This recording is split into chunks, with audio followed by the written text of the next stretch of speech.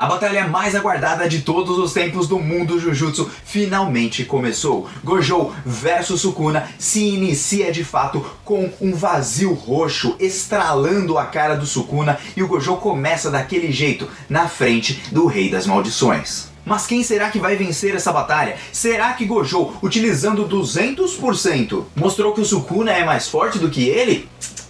Vamos lá para as nossas explicações aqui nesse vídeo, por isso fique até o final, porque tem várias coisas acerca de desenvolvimento de personagem, além dos poderes e lutas que essa batalha vai nos trazer, beleza? Confere aí junto com o Mano Joe, fica nesse vídeo até o final e bora lá! E aí galera do canal do Mano Joe, como vocês estão? Espero que todos estejam muito bem e hoje para mais um vídeo de Jujutsu Kaisen, capítulo 223. Antes de mais nada, já vou agradecer a todo mundo que vai deixar aquele super like roxo aí embaixo. Muito obrigado a todos que estão se inscrevendo, compartilhando e comentando aqui no canal junto comigo sobre Jujutsu Kaisen, beleza? E eu acertei uma das teorias que eu tinha imaginado que aconteceria acerca do Itide. Resta saber se eu vou acertar as outras também, não é? Às vezes acontece de acertar, a maioria das vezes a gente vai errar, normal. De toda forma, agradecimentos necessários aqui ao Bruno Oliveira, a também o Fábio e também Satoru Gabi, por conta da tradução, edição e também divulgação desse capítulo para a democratização de todos nós em Jujutsu Kaisen, para que todos tenham acesso ao capítulo. Por isso, o link do capítulo sempre está embaixo para vocês. E bom, vamos começar diretamente esse capítulo, porque tem algumas discussões interessantes acerca dele, para mostrar como o Gojo, na verdade, é uma boa pessoa e até mesmo admitiu os seus erros, assim como também tivemos finalmente o desenvolvimento de personagem do Itide, que para muitos era considerado como inútil, mas foi provado pelo próprio Satoru que ele nunca foi inútil de fato. E bom, começando o nosso capítulo, nós estamos em Shibuya, enquanto o Gojo, junto com o Itide, estão se dirigindo diretamente para o topo daquele prédio. E enquanto eles se dirigem ali, eles começam a conversar, porque já faz algum tempo desde que o Gojo não se encontra ali em Shibuya. Detalhe é que quando ele saiu lá do Cubo Mágico, ele não saiu direto de onde estava o pessoal da escola Jujutsu, e sim onde o Kenjaku tinha deixado o cubinho mágico. Nisso nós vemos todo o estrago de Shibuya, que ainda não foi totalmente recuperada, e aí o Itide pergunta para o Gojo como que era ficar dentro do reino da prisão. E aí o Gojo resume tudo como, pô, era como se eu tivesse lotado de trabalho direto, assim, tipo, cheio de coisa, assim, pra fazer quando você fica bem ocupado, e às vezes o tempo parece que passa num instante e não passa em um instante. Então é um negócio meio dúbio. O Gojo, calando a boca de muita gente, ele aproveita esse momento e pergunta também como estão as pessoas que estavam no quinto subsolo de Shibuya. Se lembrando lá dos arcos passados, quando o Gojo ele ativou o ilimitado dele, todos os seus poderes,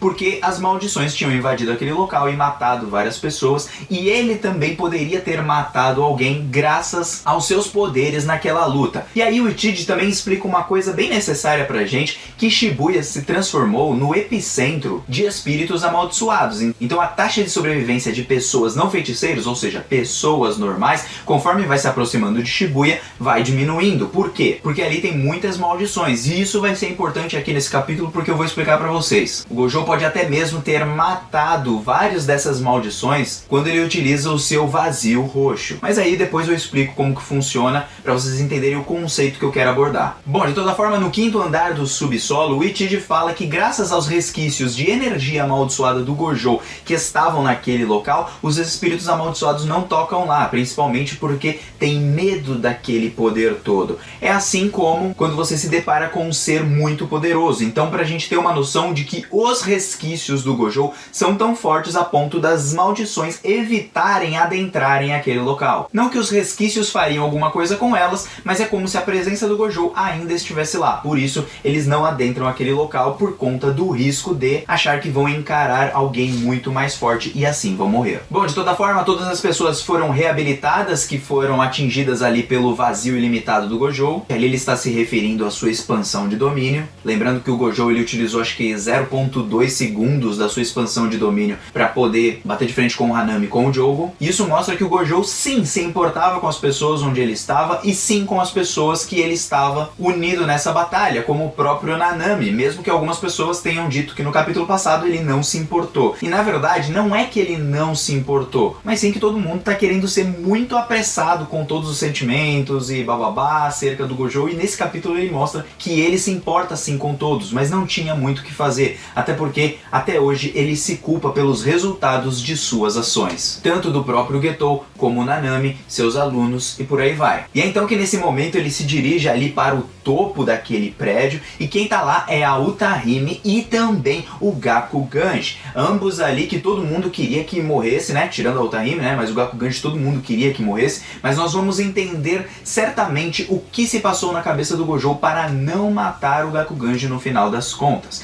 E é então que, trocando de cena, nós vamos para a parte do Sukuna, enquanto a Uraume pergunta para ele, pô, falaram que era no dia 24, mas e a hora e o local, como é que vai ser e tal? E o Sukuna já consegue perceber ali a energia amaldiçoada do Gojo se expandindo, mas o detalhe é que se vocês perceberem no desenho, é claro que não está muito bem visto assim por causa da scan, mas se vocês perceberem ali tá fazendo uma redoma, uma bola, ou seja, naquele momento estava se formando ali uma barreira essa que seria feita pelo Itide, e vocês vão perceber o porquê essa barreira vai enganar o Sukuna e como ela vai ser importante para aquele golpe pegar o Sukuna de surpresa. Porque aí o Sukuna já estava percebendo ali o poder que emanaria do Gojo, né? Ele só não tinha noção do quanto seria liberado de energia amaldiçoada, então ele olha de longe, já percebe de onde está vindo e é dali que vai começar de fato a nossa batalha. Só que lembrem-se do que eu disse, estão notando aquela barreira? Aquela barreira é importante, porque logo a seguir nós vamos ter ali uma conversa do Gakuganji com o próprio Gojo, e aí simplesmente foi uma das partes mais legais desse capítulo para mim, porque o Gakuganji pergunta por que o Gojo não amaldiçoa, por que ele não mata o Gakuganji, por que ele não mata o diretor, sendo que foi o diretor que matou o próprio Yaga. E aí o Gojo diz pra ele, pô, e daí que você matou ele? Não tem muito o que fazer. Só que o Gojo conhecia o Gakuganji através do Yaga. Ele sabia que o Gakuganji era uma pessoa extremamente rígida, com regrinhas, e ele seguiria sempre tudo à risca. Se fosse lhe ordenado que matasse os seus próprios amigos, ele faria, porque essa é a sua personalidade. E conhecendo o Gakuganji através do Yaga, ele sabia que o Gakuganji não tinha culpa naquilo que ele tinha feito, até porque aquilo faz parte do ser e da personalidade dele. E outra coisa, o Gojo nesse momento faz uma das coisas mais nobres assim que eu já vi e que eu achei muito legal, que é a parte de compaixão para com o Gakuganji, e compaixão, entendam, ele não perdoa de fato o Gakuganji, mas também entende que a culpa é dele. Se ele não tivesse caído na armadilha do Kenjaku, aquilo nunca teria acontecido, o Yaga nunca teria morrido, provavelmente a Nobara poderia sim estar viva, o Nanami também estaria vivo, e quem é o Gojo para julgar o Gakuganji, uma vez que a culpa principal foi do feiticeiro mais forte da era moderna não ter feito nada ou então ser pego em uma armadilha. Ele ali não só reconhece o próprio erro, mas como também mostra que o próprio Gakuganji reconheceu o seu erro e por isso ele não informa aos superiores acerca do Panda, de como que se faz para criar um corpo amaldiçoado como o Panda e as outras invenções do Yaga. Aquilo não foi uma mutação inesperada como ele disse, mas sim algo consciente do próprio Yaga. E só de ter escondido isso dos superiores, o Gakuganji demonstra que ele de fato mudou. Mudou a ponto de não contar tudo isso e deixar passar até mesmo batido a fuga do próprio Panda. Nós percebemos que o próprio Kusakabe conseguiu escapar com ele, mas também porque o Gakuganji por algum meio deve ter impedido que as outras pessoas, ou então omitiu alguns fatos para que não pegassem o Panda e nem o Kusakabe, mostrando que ele mudou. E se um velho como ele, um velho que era super tradicional, um velho que seguia tudo à risca, ele pôde mudar, então aquele mundo Jujutsu pode ter uma solução. E ele seria sim um bom líder com esse tipo de pensamento. E isso demonstra o desenvolvimento e amadurecimento do próprio Gakuganji e também do próprio Gojo. Ali ele admite os seus erros, que a culpa foi dele que tudo isso aconteceu, mas que ele confia mais no Gakuganji do que pessoas que ele não conhece de fato. Porque ainda bem que a personalidade do Gakuganji é daquela forma, porque ele sabe quando o cara tá mudando de verdade, quando se arrependeu do que fez e quando ele não se arrependeu do que fez. Tanto que o Gakuganji, ele fica procurando que amaldiçoem ele, por quê? Porque ele se sente culpado por tudo que aconteceu, ele tinha uma amizade com o Yaga, e isso é sensacional e não pode passar batido em Jujutsu. Graças a isso, também temos ali um texto do Bruno se referindo ao próprio Buda e uma história acerca de perdão e compaixão que eu vou deixar aqui colocado para vocês, mostrando mais uma vez que o Gojo, ele é muito parecido com Buda, ele é o iluminado. E é por isso que eu gosto bastante do Gojo também, tá? E aqui eu vou retratar o texto pra vocês, porque eu acho que o Bruno acertou demais isso aqui e todos os créditos pra ele. Não se trata de perdão, e sim de compaixão. Satoru é o Buda, definitivamente. Vendo essa cena ridiculamente fantástica, seguida de um diálogo de dar inveja em muito mangaka metido a besta, não tem como não elogiar a mensagem que essa conversa traz de ambos os lados. O Akutami novamente me faz lembrar de uma relação entre Buda, um estranho, e seus discípulos. E bom, aqui vai uma história. Buda estava sentado embaixo de uma árvore conversando com seus discípulos, quando um homem se aproxima e cospe nele. O homem esperava uma reação de Buda, seja para xingá-lo ou para debochar dele, mas Buda simplesmente limpa o rosto e diz: "Muito bem, e o que você quer agora?" E então deixa o homem sem palavras ou ações. Mas Ananda, um dos discípulos e também primo de Siddhartha, levanta com raiva e diz: "Que absurdo! Não podemos tolerar isso! Ele tem que ser punido com isso, caso contrário todo mundo vai começar a fazer coisas assim!" Buda então se levanta e diz: "Silêncio, ele me ofendeu menos do que você me ofende ao dizer isso. Quando me cuspiu, alguma razão o fez ter essa noção errada sobre mim. Ele é um desconhecido, mas você me conhece e me insulta ao tratar como desconhecido. Por isso eu pergunto, o que quer agora?"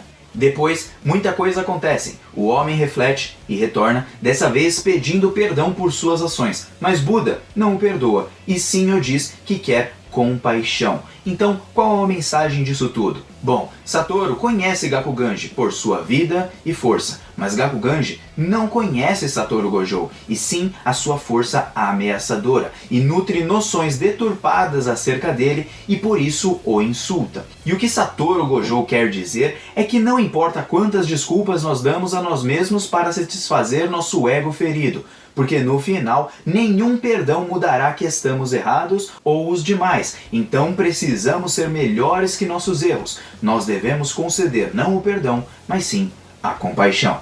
O ato de ir além de apontar os erros dos outros e buscarmos em nós mesmos o que erramos para assumirmos que ninguém está isento de um tropeço, nos mostra que enquanto vivos podemos mudar e os outros também. Para uma sociedade conservadora que acreditava que a realidade era imutável e constante e que não há esperança no futuro, como o Kenjaku comenta e acredita, tudo isso nos mostra o contrário, porque se até mesmo um homem estranho e insensível como Gakuganji pôde mudar, então até mesmo o mais forte Satoru Gojo também pode evoluir. Não há perdão, mas sim compaixão. E esse texto do Bruno é essencial. Eu adorei, Bruno. Meus parabéns, créditos totais a ele. E é por essas coisas que a gente vê que Jujutsu ele é fora da caixinha, ele trabalha coisas além dos próprios poderes. E logo na cena a seguir, nós temos ali o alto escalão totalmente morto. Por isso que Gakuganji pode se tornar o novo diretor e até mesmo Satoru Gojo o indica a ser o diretor geral, porque talvez as coisas no mundo Jujutsu possam mudar. E claro, essas frases também nos dão a entender que o Gojo ele não tem não só o intuito de não se tornar um diretor, mas como também ele espera ou até imagina que pode sim ser derrotado nessa batalha. Mas se o mundo Jujutsu pelo menos for regido por alguém como Gakuganji, ao menos as coisas podem mudar. E claro, quando nós vemos ali todas as pessoas do alto escalão sendo mortas, bom, nós temos ali duas possibilidades, ou três até. Primeira, Kenjaku foi quem matou aqueles caras do alto escalão, porque sim. A segunda possibilidade, o próprio Satoru Gojo foi lá e matou eles, até porque eles não serviam pra nada e eles não tinham mudado. E claro, vingança, né, gente? Uma hora ou outra a gente vai fazer alguma coisa tecnicamente errada e, bom, aqueles caras já estavam fazendo merda há muito tempo, então mereceram morrer mesmo. E a terceira possibilidade é isso mesmo, o próprio Inumaki e também o próprio Yuta terem matado o alto escalão. Vocês se lembram onde eles estavam andando e como se parece com o local onde fica o pessoal ali do alto escalão?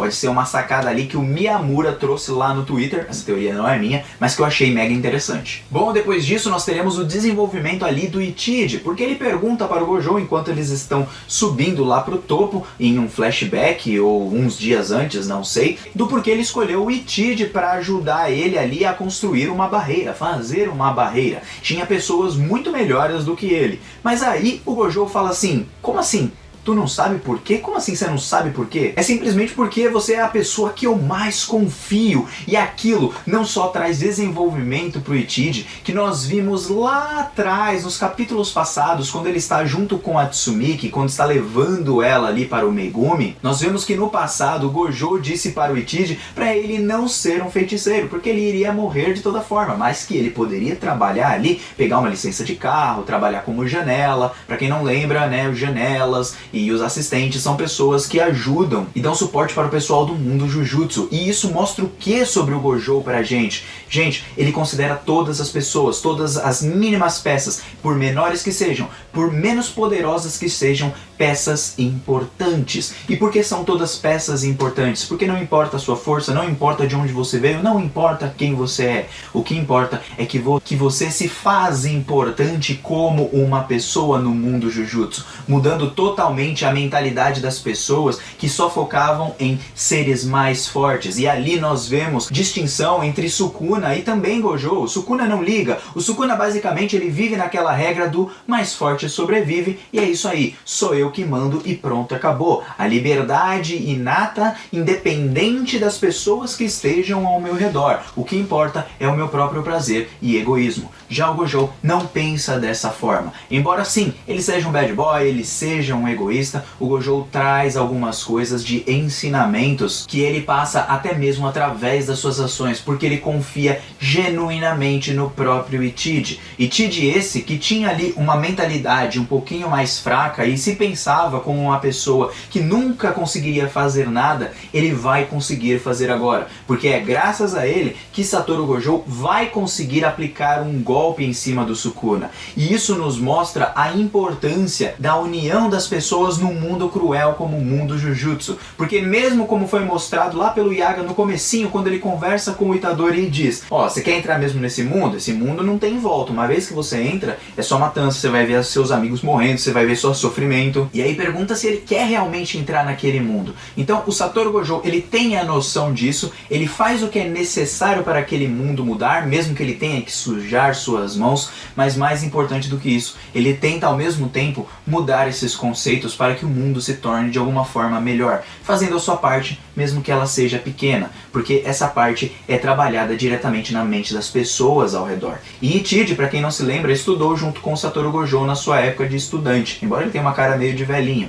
Então isso mostra o quão ele desenvolve ali o próprio Ichiji e o quanto ele se importa com as pessoas ao redor. E ali nós vemos o shamisen, acredito que foi um... Não foi um shamisen não, foi um outro instrumento ali japonês sendo tocado pelo velho Gakuganji, dessa vez ele não tá tocando ali uma guitarra, e o Ichiji simplesmente abrindo uma barreira. E ele pensa, poxa, se o mais forte me confiou a mim, se o mais forte pegou uma pessoa como eu, por exemplo, para ser escolhida para fazer algo para ele, eu vou dar o meu máximo, nem que eu tenha que morrer nesse processo. E por que ele faz isso? Bom, ele faz isso simplesmente porque o Gojo se mostrou não só confiante nas habilidades do Ichiji, e também mostrou que o Ichiji no final era um amigo, que ele era importante, e que ele confiava de verdade nas capacidades daquele rapaz. Aquele rapaz que um dia, às vezes, fugia ali de medo, não quis se tornar um feiticeiro Jujutsu, escutando as palavras do Gojo quando ele diz, ó, não seja um feiticeiro, mas que ao mesmo tempo, nesse momento, pediu a ajuda desse cara.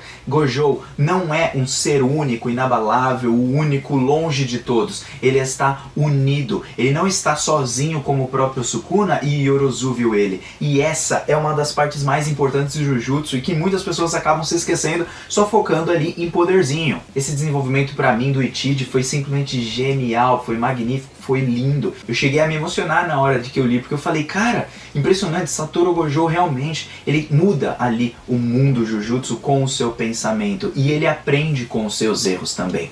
E é então que temos ali nos revelado a técnica de Utahime, e gente, que técnica legal, né? Simplesmente ela serve como um suporte, tecnicamente falando. Ela aumenta a quantidade e a liberação de energia amaldiçoada utilizada por qualquer feiticeiro que esteja dentro do seu alcance. E por que isso é importante? É importante para o próprio Ichiji e para o próprio Satoru Gojo. Vocês vão perceber isso agora, porque ela também aumenta a própria quantidade de liberação dela enquanto ela dança. Dança chamada de solo Kiriku, um negócio assim, Kinku na verdade, que o Bruno traduziu como solo de área restrita, e a técnica da Utahime simplesmente é um suporte não só para ela também, como quantidade e liberação de energia amaldiçoada, como também para as pessoas ao redor. E o que aquilo faz? Com essa dança, ela não só bufa o poder da barreira do Ichiji, como também bufa o poder do Hollow Purple, ou vazio roxo, que o Gojo vai utilizar. E aí nós temos uma explicação bem legal sobre o mundo Jujutsu e sobre as técnicas Jujutsu,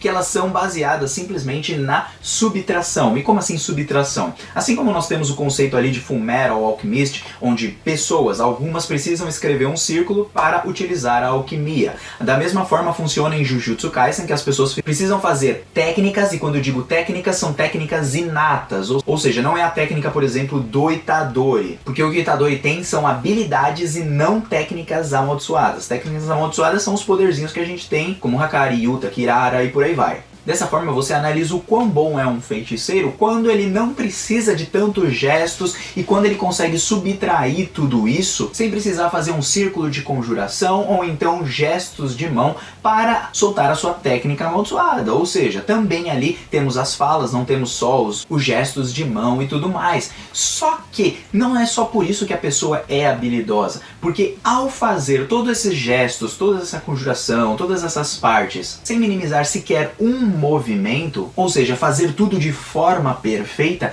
você consegue também alcançar o máximo da sua técnica. E então a Utahime, ela simplesmente não está minimizando nada daquilo, fazendo cada passo certinho, não deixando falhar em nenhum momento, o que faz com que ela possa aumentar, junto com esse ritual, em 120% de potência a técnica que ela possui. E é então que dançando ali, enquanto o Gojo também faz todos os gestos de mão, ou seja, ele também segue à risca tudo que o Gakuganji está fazendo, tudo que a Utahime está fazendo e tudo que o Ichiji também está fazendo. E tudo ali é importante para que não só buffe o poder do Satoru Gojo, mas como também ajude os outros personagens. Por exemplo, o Gakuganji tocando, ele provém ritmo para a própria Utahime continuar dançando sem perder ali quaisquer movimentos. E graças também a Utahime utilizar ali sua técnica e com o alcance onde ela está, ela ajuda para que o Ichiji abra cada vez mais a barreira. E por que é importante que abra essa barreira? Porque quanto mais ele abre essa barreira, mais o Sukuna não sabe de onde virá o golpe, tecnicamente falando. Ele consegue sentir de onde está o golpe, na verdade, mas ele não sabe o tanto que vai vir em cima dele. E isso faz com que ele não consiga prevenir a defesa logo a seguir. E é então que simplesmente o Gojo utiliza o vazio roxo em 200% graças a tudo isso. E gente, que explosão maravilhosa, o Sukuna não aguentou, ele simplesmente, assim, não aguentou, o que eu quero dizer é, quando ele viu a técnica, ele não esperava por conta da barreira do Ichiji. E ele ficou sim preocupado, ele não ficou com aquele sorrisinho de tipo, eu vou tancar. Não, ele ficou com aquele sorrisinho de tipo, mano, será que eu vou aguentar ou não vou aguentar? É claro que ele sabia que conseguiria de uma forma ou de outra, mas ele não tinha noção daquele poder e só foi possível se manter nos instantes finais, mostrando mais uma vez as habilidades do Sukuna e o quão bom ele é, mas também que o golpe do Gojo foi mega poderoso. E para entender essa parte da barreira, por que ele não percebeu, é bem simples, gente. Aqui eu vou desenhar aqui para vocês. Vamos dizer que o Gojo está aqui, o Sukuna está aqui no prédio, e aqui está a barreira, certo? O Gojo está aqui e ele vai lançar essa barreira, mas com o aumento da barreira, porque vocês podem perceber logo no começo do capítulo que a barreira é enorme, então a barreira acaba aumentando por conta da Utahime, e isso faz com que o Gojo tem uma distância maior para lançar o roxo sem que o Sukuna perceba, porque está cada vez mais próximo dele e a percepção é escondida por conta da barreira. Vamos imaginar que a barreira aumenta mais aqui, ou seja, está muito perto, ele foi pego desprevenido. É por isso que as pessoas ali foram pegas totalmente de surpresa. Acredito que a Uraume não morreu de fato, tá? Acho que até que ela vai lutar contra o Otahime e o Gakuganji, talvez. Acredito que o Gakuganji nem vai morrer depois de tudo que ele fez e até da própria mensagem do Gojo falando pra ele que ele poderia ser o líder do novo alto escalão Jujutsu. E é então que nas cenas a seguir a destruição está em massa. E aqui eu queria trazer uma coisa pra vocês, porque o Gojo talvez através desse roxo ele possa até mesmo ter matado alguns dos espíritos amaldiçoados que se encontravam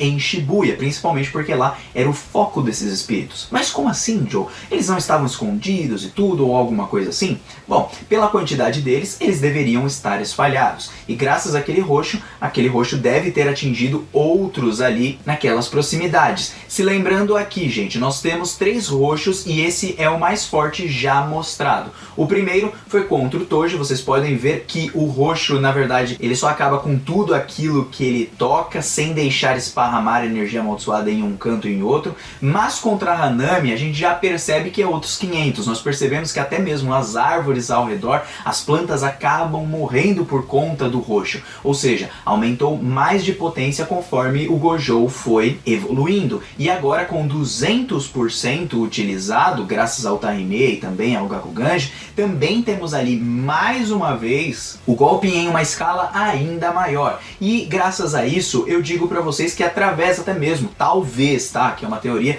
os resquícios de energia amaldiçoada, que embora sejam fracos conforme é mencionado em Jujutsu Kaisen, porque resquícios são pedaços de energia amaldiçoada que ficam nos lugares, assim como você pisa numa lama e você sai andando e você sai eslameando todo o chão conforme onde você passa. Só que tem um porém, o roxo é um ataque, e um ataque que junta o lapso azul e o vermelho. E juntando esses dois juntos, um é de atrair e o outro é de repelir. Dessa forma, os dois, mesmo que eles estejam juntos e sejam uma grande bola de energia, eles podem trazer destruição ao seu redor. E conforme o alcance do Gojo foi em grande escala, mesmo sendo um golpe reto, como vocês podem ver aí também, eu vi num Twitter da gringa o pessoal mostrando até mesmo a distância que atingiu ali o roxo do Gojo, vou deixar aí pra vocês mostrando. Talvez aquilo tenha matado também, aproveitando da grande escala do golpe, matando ali outras maldições que estavam ao redor, ainda mais que Shibuya é o epicentro delas. Ou seja, epicentro é o foco, ou concentração, entende? E com isso eu quero dizer o quê?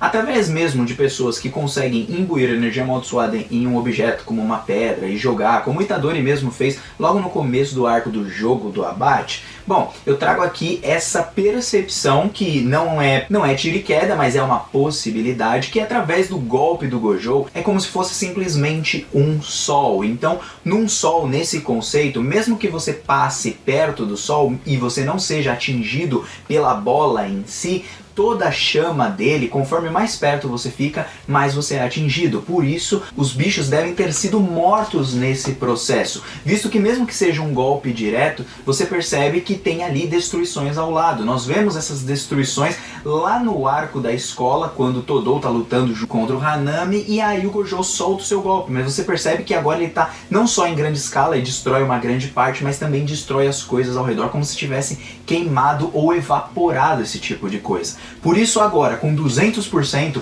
o vazio roxo ele ainda supera esses limites provavelmente, destruindo até mesmo maldições que poderiam estar ali na zona de baixo, entende? Como se fosse basicamente um pouquinho a radiação através ali de explosões nucleares, ou até mesmo utilizando o conceito de fogo como o próprio sol. Se o sol fosse dirigido diretamente mais próximo de você, você morreria antes do sol te tocar, porque ele te queimaria totalmente. Da mesma forma, pode ali ter funcionado o roxo por causa do vermelho e do azul, que um repele e o outro atrai, transformando ali uma destruição em massa, como se fosse uma bola que vai destruindo, vai soltando raiozinhos assim ao seu redor também. Mas claro, esse é um pensamento meu, que eu gostaria de saber o que vocês acham, porque aí os dois acabam se encontrando, o Gojo, o cara de sapo, acaba aparecendo ali, e o Gojo diz que o Sukuna tá entendendo tudo errado, que na verdade quem é o desafiante é ele. E o que ele quer dizer com isso é que o Gojo é como se ele tivesse um cinturão de mais forte, e agora quem precisa roubar esse cinturão dele ou vencer ele para conquistar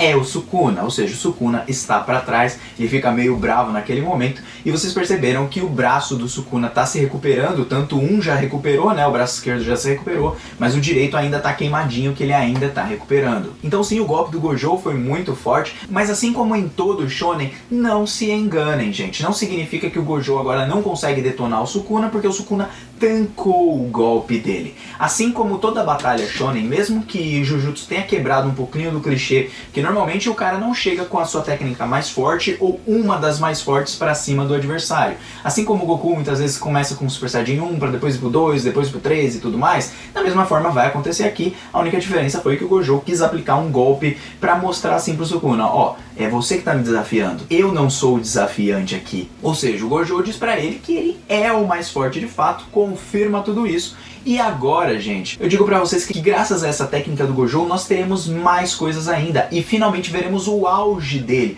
Porque o auge do Gojo nunca foi mostrado pra gente, mesmo na luta contra o Toji. Ele pegou ali o Gojo desprevenido e o Gojo foi desprevenido de novo contra o Kenjaku. Mas dessa vez ele está totalmente pronto, totalmente sério contra o Sukuna. A batalha mal começou e sempre que começa dessa forma, no próximo capítulo nós teremos o Sukuna dando um pau, entre aspas, no Gojo, batendo de frente com ele, mostrando ser mais forte. E depois no final nós temos um gancho pro Gojo mostrando mais alguma outra habilidade e dali a gente vai seguir. O Gege Akutami já seguiu essa narrativa diversas vezes. Nesse meio tempo teremos sim o flashback do Sukuna, provavelmente do passado, se lembrando talvez que ele não encontrava nunca ninguém que fosse tão forte assim, que pudesse lidar com ele, e aqui eu vou trazer uma teoria sobre como eu acho que essa luta pode seguir. Primeira coisa é, o Kenjaku, ele vai se livrar ali do pessoal como Maki, Hakari e Okotsu, ele vai querer matar todos eles. Só que nós temos uma coisa que vai acontecer aqui, que é o Gojo lutando contra o Sukuna e deixando o Sukuna, vamos dizer assim, na sua forma mais cansada. Ele teria que fugir, por exemplo, para sobreviver se ele esgotasse todas as suas energias, porque os dois, tanto o Satoru quanto o Sukuna, eles são equiparados.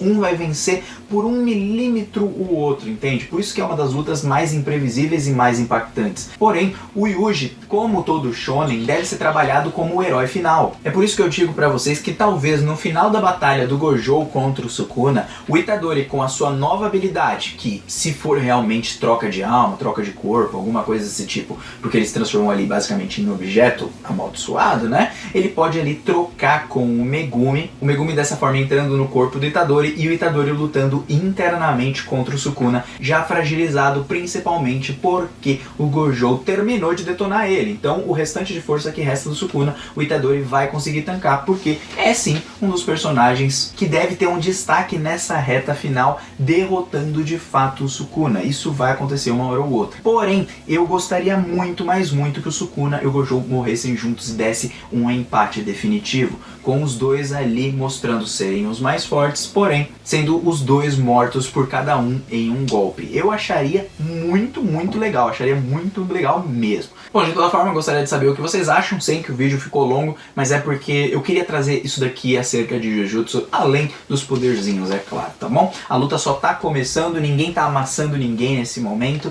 e eu espero realmente uma luta bem parelha e bem emocionante. Comenta aí o que vocês acharam, que time vocês são, e onde eu tô vazando. Até um próximo vídeo, e fui, valeu!